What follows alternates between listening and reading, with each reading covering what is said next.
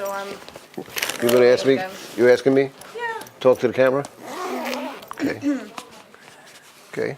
Basically, my understanding that you are not the first time in Budapest, in Hungary. No.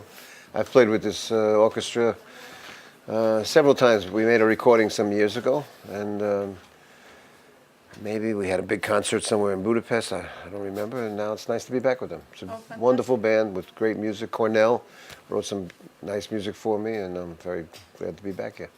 Do you have any favorite spots in Budapest? Do you have that chance to I don't know discover it. the city? I don't know it so well, but I always enjoy the people. My grandfather was from Budapest, Oh my God! so I'm That's half Hungarian. fantastic. So there's a feeling of roots here. But the first time I was here was in 1972, maybe. And of course, it was quite different at that time. It's nice to see the city lively, and the hotel is very near the street with many cafes and bars. It's very nice. It's a very nice feeling. Well, I understand that 1972 had something else happening. The lighthouse. The lighthouse. It was with Elvin Jones that we were here, part of the Newport Festival. And I remember thinking that because I called my mother and I said, "Oh, Poppy, everybody looks like Poppy."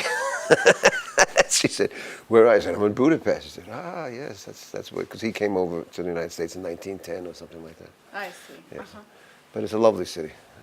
Nice to be here. It's a pleasure to have you. And my pleasure. And if I may ask about how interestingly you were able to step into the musical world of Coltrane with Elvis Jones, and then brilliantly step into the musical world of Miles Davis. How is that working out next to each other? Very good fortune, incredibly good luck, and something to do with being in the right place at the right time, which is, life, synchronicity, and nothing you can explain about it. I mean, I certainly was on the scene. I was a young musician in New York City. There was not so many musicians as there are now. And people sort of knew each other from face, if not from name. To be with Elvin Jones was a dream because I saw him so many times with Coltrane live. And then, of course, to be with Miles was like, getting the graduate degree, it's like that. But it was a very good 3 to 4 year cycle for me, and it was, of course, made my career, first of all. And, of course, the experience, I don't know if it's exaggerating, but there isn't, almost every day something comes up musically that I could relate to both of them that I learned in one way or the other. They weren't teachers in the sense of explaining things, but they did by example. And you were with them. In those days, you worked clubs, especially with Elvin, and we lived together, the whole band. And you got to know the guy and to understand the way he thought. And it isn't always about music, or not even much about music. It's just the way the person is,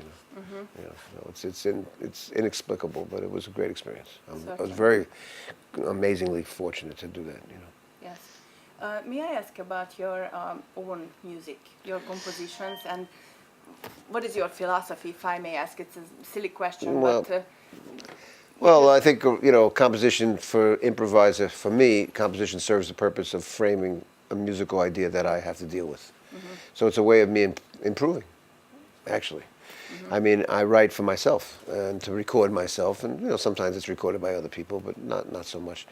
It's mainly a vehicle for you to express on paper something as compared to what you express when you improvise, because composition is obviously slowed down improvisation, you could say.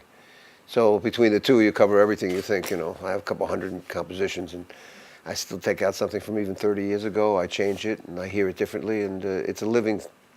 Composing is a living process. It's never finished. The tune is never finished. So I'm fortunate to have a lot of material that I have over the years, and also in my case, I like to play in a lot of different genres, or idioms. Right.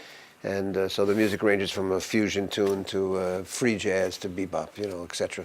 And my generation was exposed to really a lot of kinds of music, even more so than previous generations. And I think my generation reflects the eclecticism in its positive sense. And sometimes you say somebody's eclectic, it's kind of like, well, they spread themselves too thin and blah blah blah.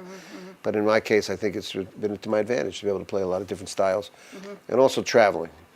I play a lot in Europe with European musicians, as we're doing here, and over the last 30 years, and to be able to adapt myself to their situation and to go with them, because there's, there are differences between the countries and between the cultures musically.